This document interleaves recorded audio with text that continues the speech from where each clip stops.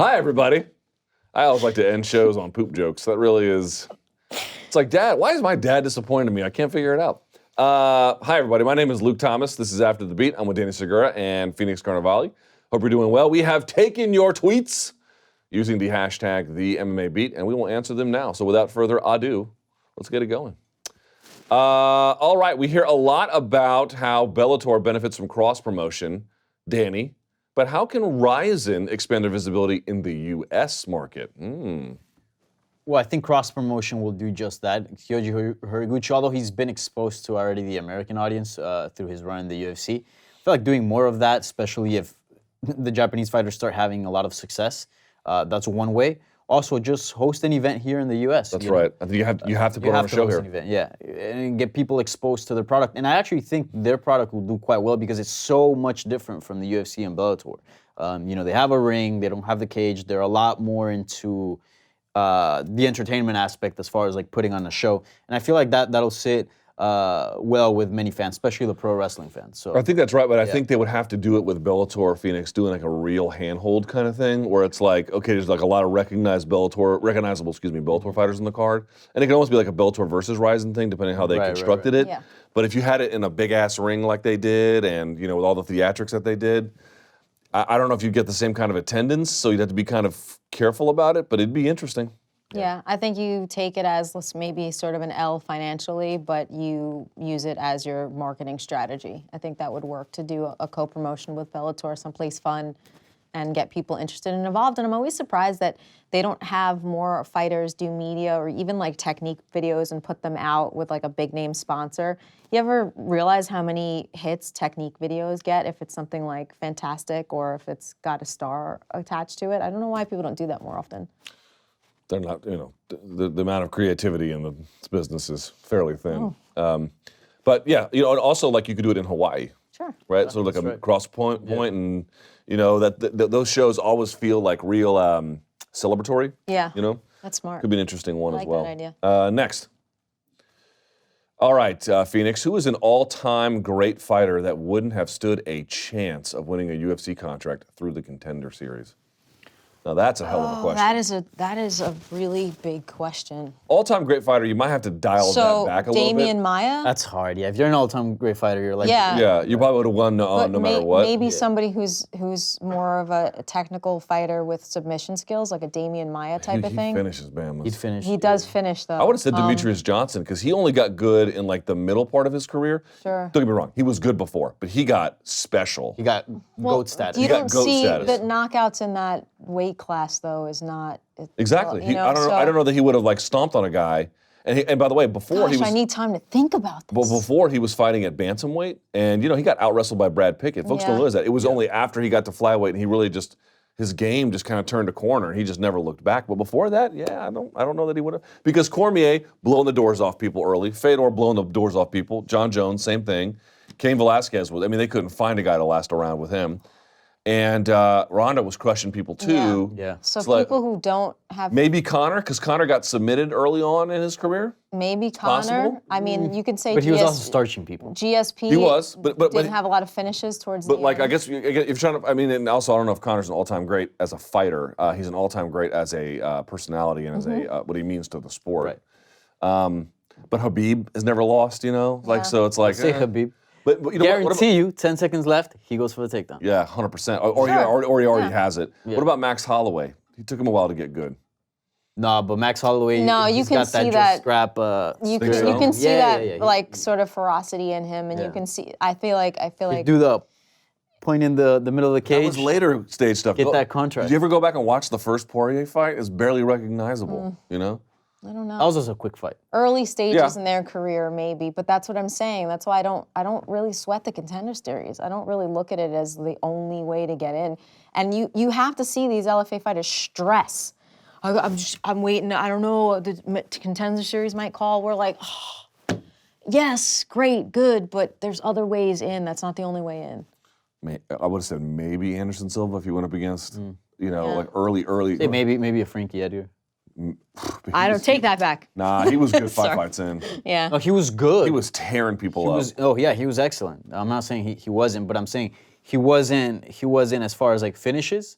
he doesn't have like a huge, like a really high finishing rate. Yeah, maybe.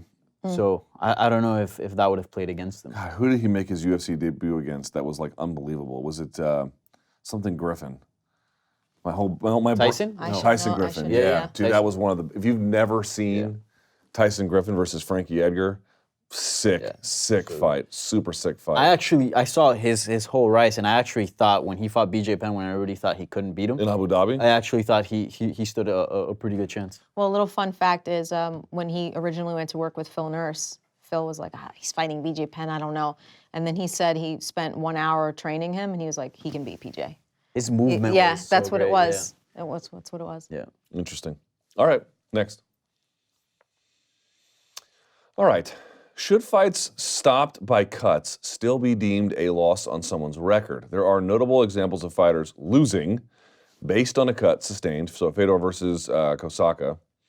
But I would argue such an incident can more accurately be described as a no contest than a loss sustained. Who agrees? Who disagrees? Okay, this is interesting. I disagree. I disagree too, but if you look at what's recent is Valentina Shevchenko is fighting Liz Carmouche in Uruguay, right? Uruguay, yeah. So they fought before in like 2010 or something on a smaller promotion, and I didn't see it because there's no footage of it.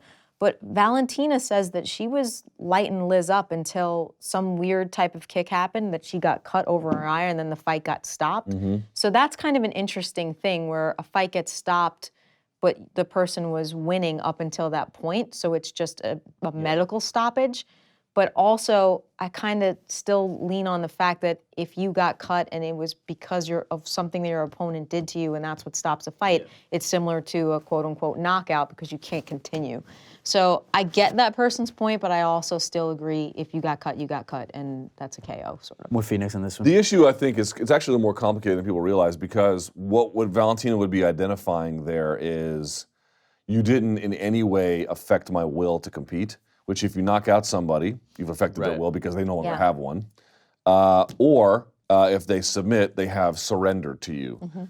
But if you just do that, they didn't surrender to you. Yeah, but you're still deemed medically incapable. Right. No, I mean, in the end, I think that it is right to call it a loss because it's like, dude, this person damaged you to the point where your body it was no longer safe for you to compete. And one time, Tim Kennedy had some who did he fight? I think it was a Strikeforce fight. I can't remember. My brother said something funny. My brother is a super casual MMA fan. We were watching this Tim Kennedy fight. He is like just covered in blood, either his own or somebody else's. No, it was his own. It was his own. Because someone goes, yeah, but what about the post-fight interview, or maybe it was Morrow or whoever. They're like, yeah, but what about all the blood that was, are you okay? He's like, it's just blood. And my brother goes, oh yeah, that thing that gives you life?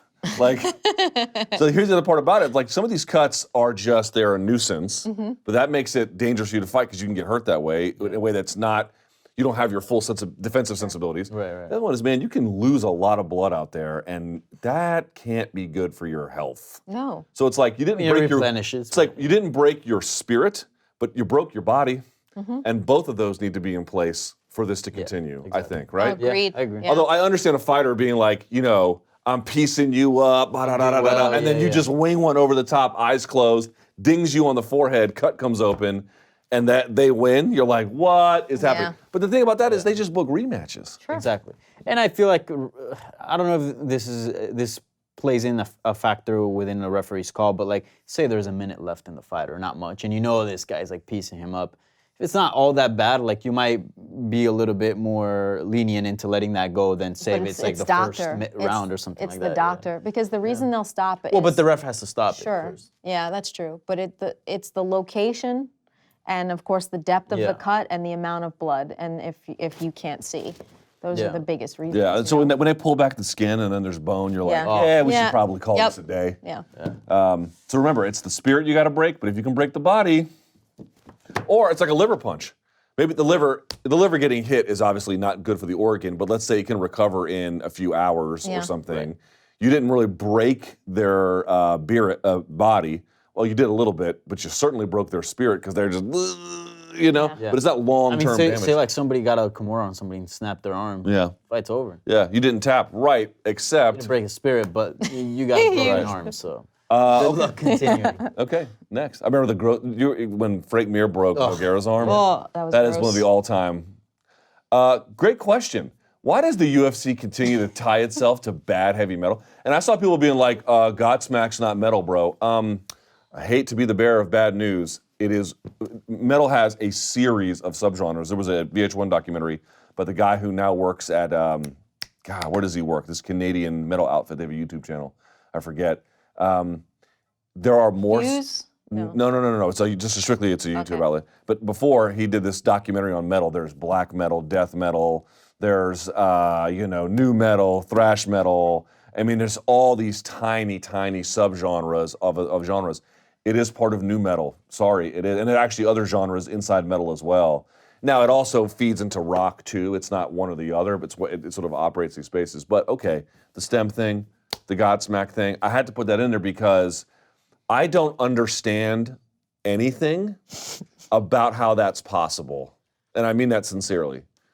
Do we listen to metal here at all? Yeah, Anyone a metalhead? I'm not a metalhead. Yeah, you like. What do you like? Music? No. Good music? No. Oh, really? Heavy metal's not good music? Seriously? Why don't you make that argument in public? You like what sad people sing. No. What do you listen to? Dude, I listen to everything. I listen to reggaeton. Okay, but not the Latin stuff, English speaking. I listen to Don't lie. like a lot Don't of lie. indie rock, rock and roll too. Like I listen to everything. Yeah. I feel like you think just everything that I listen to is like sad boy music. Because every time on Instagram, It's you not. take a screenshot of it, I'll look it up, and it's three dudes who Good got recommendation. wedgied in high school. I'm like, why are you listening to them? Not true. Not true. Why are you listening to them? The Latin music you like is all great. I like all that. Phoenix, do you like metal at all? I like everything. I really like. What everything. a bullshit answer. No, I do. I listen to. If you looked at my iPod, you would like, oh wow, she's listening to still have Stevie. an iPod? Stevie. Yeah. Let's see. Yeah, can I pull out your boom You box might- while we're at it? Your Walkman? I am sort of an old school hip hop head, though. I'll admit that. I listen to a lot of hip hop. Yeah. Too. Yeah. All But that I stuff's do fine. like everything. I would say that it's just, what other music are you gonna put? Are you gonna put like Seriously? classical to UFC? So the choices, Are you choices for UFC fans, as I understand it now, You're gonna put. are classical or Godsmack. There's nothing in between. There's tons in between. I mean, I don't know. Foo Fighters. I love Foo Fighters. I don't Honestly, know. I don't even like Foo Fighters, but I'd be I like, love Foo all right, Fighters. okay, but if the UFC booked them, I'd be like, all right, whatever. Yeah, fine. because they're You know, a great band. It's okay. Dave Grohl from Washington D.C. Yeah. Whatever. I don't know. I just don't. I don't know who knew Godsmack, and I know they're really good friends with Everlast. How come they didn't do something with Everlast? It's so weird to me that like no one who at all likes metal and has any kind of a respectable palate would ever say you should book Godsmack. Well, It I'm would- sure it would Metallica never is way happen. too expensive. It would never Metallica's happen. probably really. I mean, expensive. get Snoop. Isn't he boys with Dana? Snoop is good. Snoop they hired, I think, for last year's Christmas Yeah, party at yeah. Zuffa. Their Christmas party was Snoop. Yeah. Which I was like, my Christmas party was like, I didn't even get invited to the SiriusXM Christmas party. They didn't even let me know. Joe, you like metal before you fall out of the room there, buddy? You all right back there? Yeah. Our cameraman just took a spill. You good? Yeah. All right. Yeah. Yes, you drunk on the job again, Joe? I told you about drinking in your locker. All right, next. What do you think is the continuous disconnect between fighters and knowing that they need to have interesting answers and do interesting to be interesting to fans? Especially after seeing the success of everybody who gets it. People ask me this question, they're like, oh, well, Chael or so-and-so says these things that really capture attention.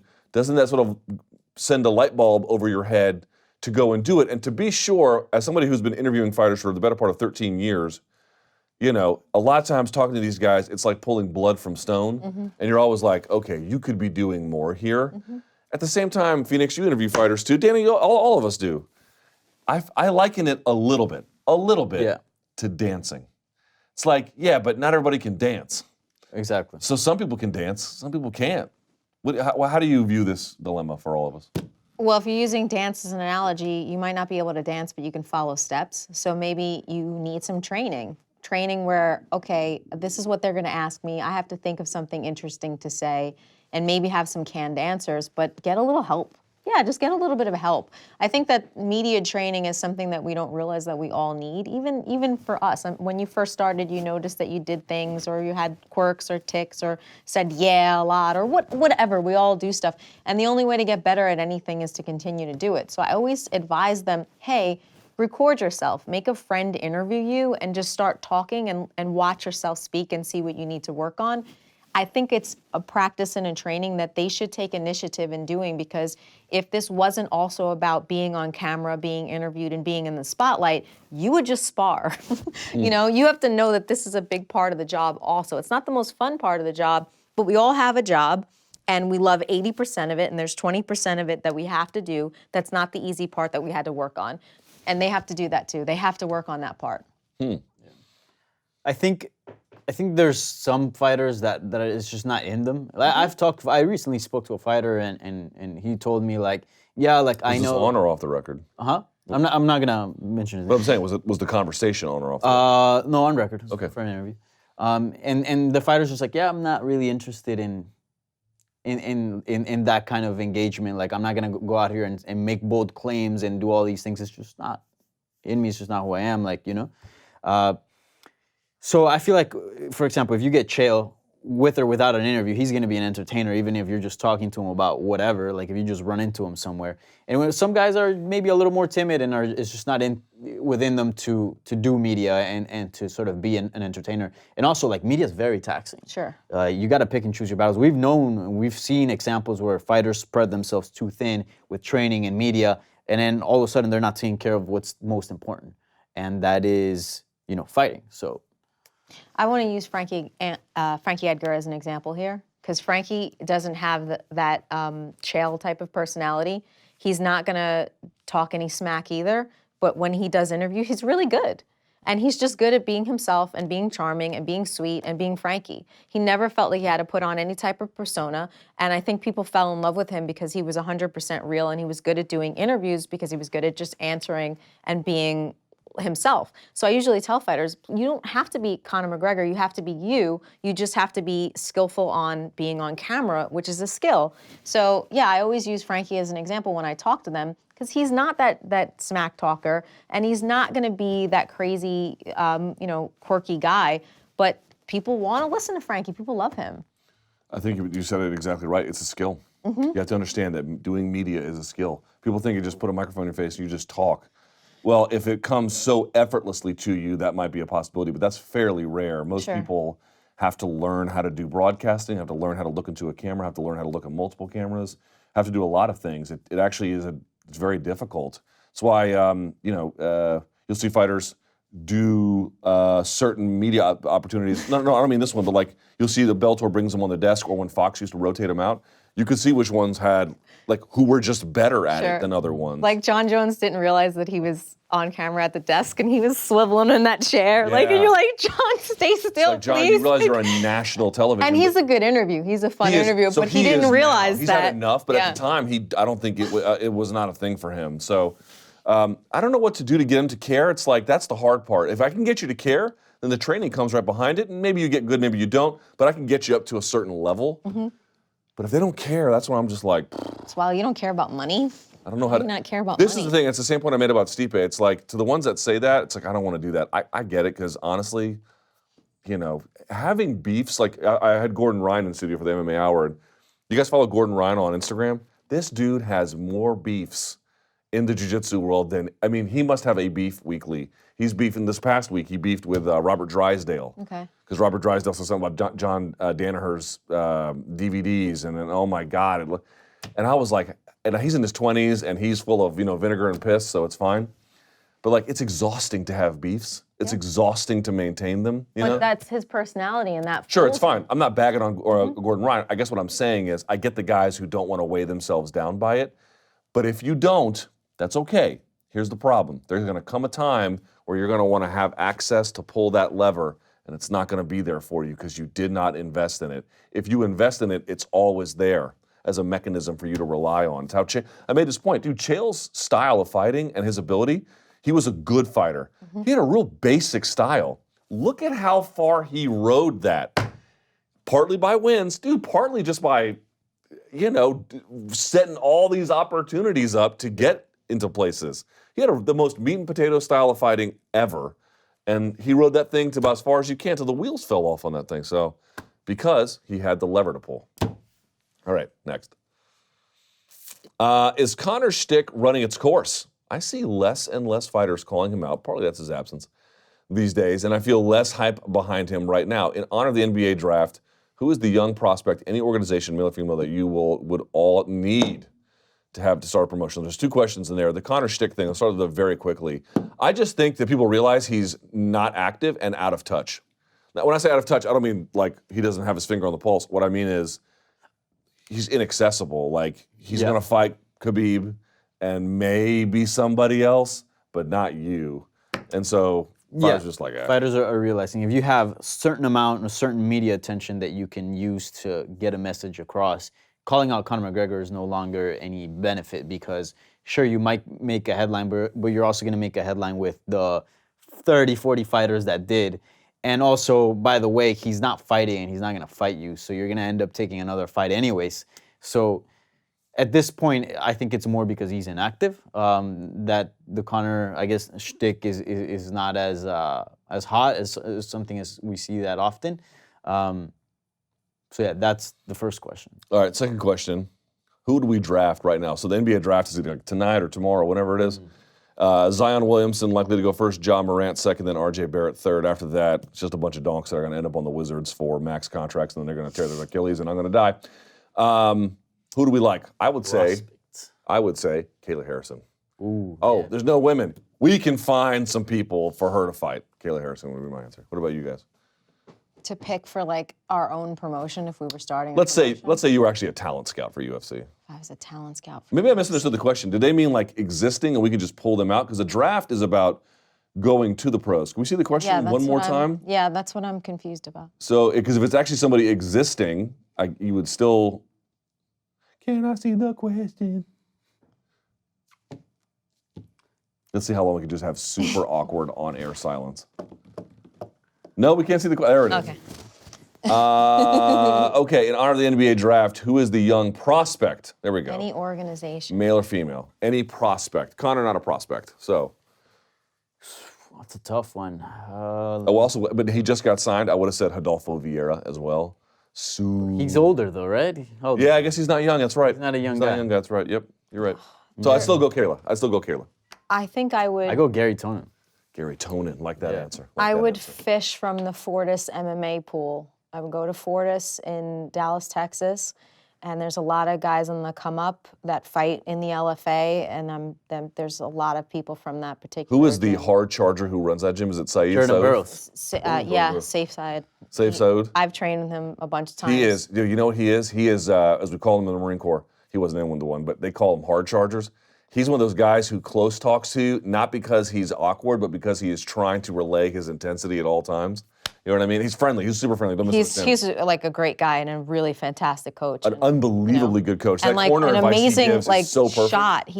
I've gone shooting with him. He's like, yeah, it's crazy. Yeah, he's really, really good. Anyone else? So we got Gary Tonin, someone from Fortis, and then I would go Kayla Harrison. There you go. All right, I think this is the last one, yes? Yes. This is from some dope named Chuck Mendenhall. Don't know who that is. But he says, hey, Luke, big fan here. I know you are. I'll send you a glossy image that I'll sign later. Since I didn't get a chance to properly say so long to the MMA Beat faithful, can you let them know that I appreciate every single one of them? It was an honor to sit on that panel with you guys for the better part of 7 years. So here's what I want to try as we end the show here today. Can we name everyone who's been on the MMA Beat? Now, I am more capable of probably doing this than anyone. This is where Ariel would actually be helpful if he was here. I'm going to try. I'm probably going to miss some names, so don't hold. There's going to be someone who's like, I was on the panel 7 times. Okay, well, I wasn't there that day, or I just didn't take you seriously. All right, here we go. Here's who's all been on the MMA Beat. Ready? Luke Thomas, Dana Segura, Phoenix Carnivale, Brian Campbell, Chuck Mendenhall, Ariel Helwani, Jeff Wagenheim, Mike Chiappetta, Josh Gross sat on it one time, Kevin Iole, Mike Jackson. I believe that Maggie Hendricks sat on it one time, but certainly Esther Lynn did. Who was here? Brian Kelleher. Sean Al-Shadi. No, hold on a second. Brian Kelleher. Who was the last week? Elie Malay. Sean Al-Shadi, Mark Ramundi. Matthew Pauly, Mike Straka. Who's the donk from Sherdog that was so good? Wait, I'm gonna look up a friend of mine's Who was the donk from Sherdog who was so good? Jack Encarnação. Jack Encarnação sat on that. He was very good on this panel. Did I say Kevin Iole? I think I said Kevin Iole. Yeah, you did, Who am I missing? Michael Stetz. Stetz was on this panel, I believe, yes? Who else was on this show that I'm missing? Can we think? Sean O'Shea, Mark Ramundi, and originally, of course, the original A-Team. Jeff Wagenheim. Jeff Wagenheim, don't want to forget. Old man in the Greatest shirt. of all time, yeah. Coming here like Cheech and Chong, just smoke behind him. I'm teasing. I think that's there's probably a name or two, because the way it used to work was, it was me, Ariel Helwani, and Mike Chiappetta was episode 1. I think we may have been like episode 2 and 3 as well, but pretty soon thereafter. New York Rick was on an episode. He is a very forgettable person, in all honesty. No, I'm teasing, not like New York Rick. So New York Rick's another one. Yep. So what ended up happening was we would just rotate the panel a little bit. And so like me and Mike were like the regulars, but even we would take rotations. It was really Ariel's brainchild, to be quite honest with you. And then it somehow, I don't know when it happened, we moved from 3 panelists to 4, and then we just kind of realized we should just stick with, at the time, Ariel, me, Jeff, and Chuck. And that was what became the A-Team. But there's been a lot. Oh, Mark LaMonica. Mark LaMonica from Newsday was on. Don't want to forget Mark LaMonica. So he would be on. In fact, I think Mark Ramundi, who worked for the show for a long, or for the site for a long time, was kind of like vetted through the MMA Beat. So I think that's everybody who ever sat on the panel. There's going to be 2 people who message me, "What the F, bro?" Sorry, if I did not remember that you were on the panel, it's only because I drink every day. That's not because you're not a memorable person. All right, so there you go. I thought I did a pretty good job. And of course, the man in the hat, Chuck Mindenhall, one of the greats as well. All right, that it? There we go. When are you on the road again? I leave Thursday. We're going to Madison. Wisconsin. LFA 70, I think. Yeah, LFA 70. Wisconsin, very underrated U.S. state. Yeah.